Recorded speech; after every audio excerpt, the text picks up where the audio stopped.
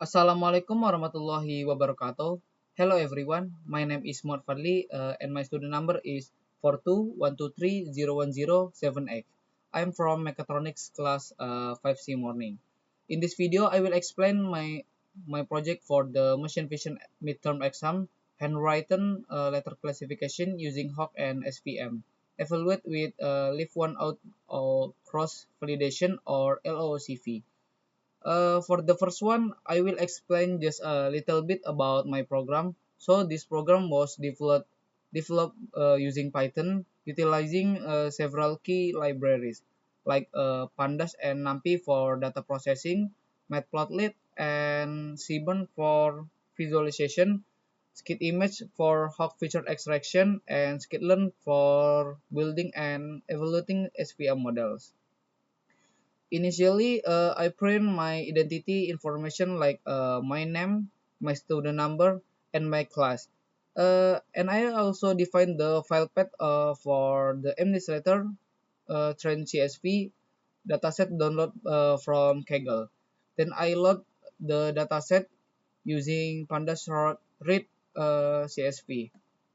Uh, the first column represents the labels of the sample per class is 500 samples or trial to be tested. While the other column are the pixel value that make up the 28 image and the total number of sample multiplied by 26.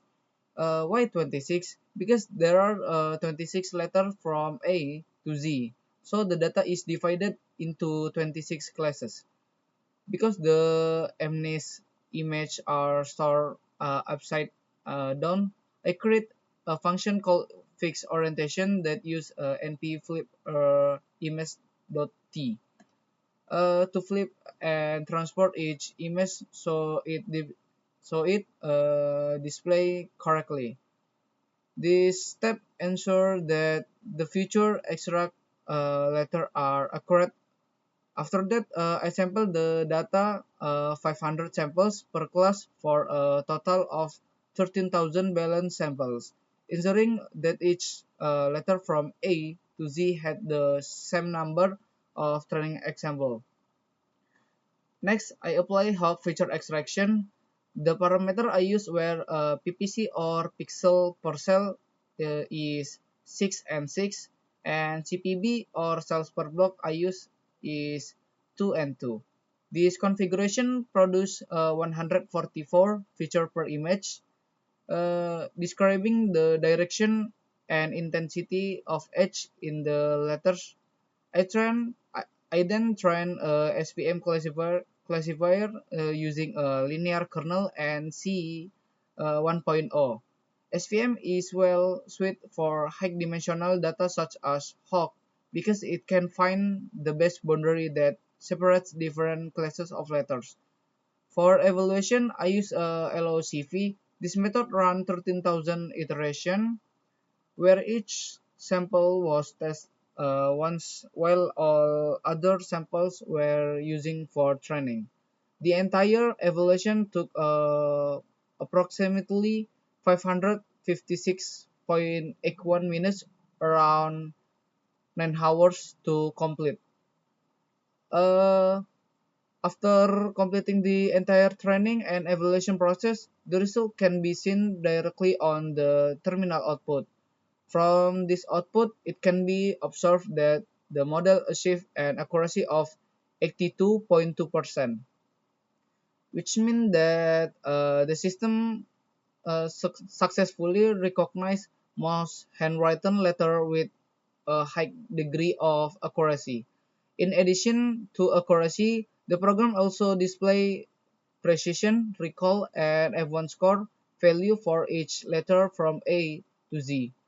This metric provide a more detailed understanding of how well the model performed for each individual class and how often classification error occur.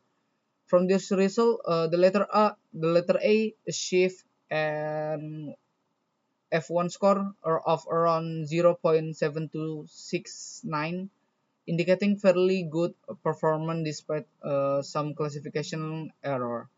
Letters such as C, D, and F had F1 score ranging from 0.82 to 0.84, indicating consistent recognition. On the other hand, the letter G is one of the most difficult to identify, with an F1 score of 0.6618, possibly due to its visual similarity to letters such as Q. In contrast, letters such as K, O, S, and X show excellent performance with scores above 0.89, and the letter Z achieved the best result with an F1 score of 0.9493.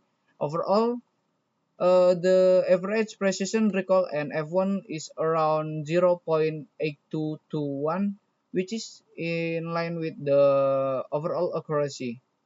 This indicates that the model function effectively across most classes with only a few letters, posing greater classification challenge. After displaying the final result, the program automatically generates a confusion matrix heatmap using the C1 library. This image saved with the format file PNG. In this visualization, each row and column represent a letter from A to Z.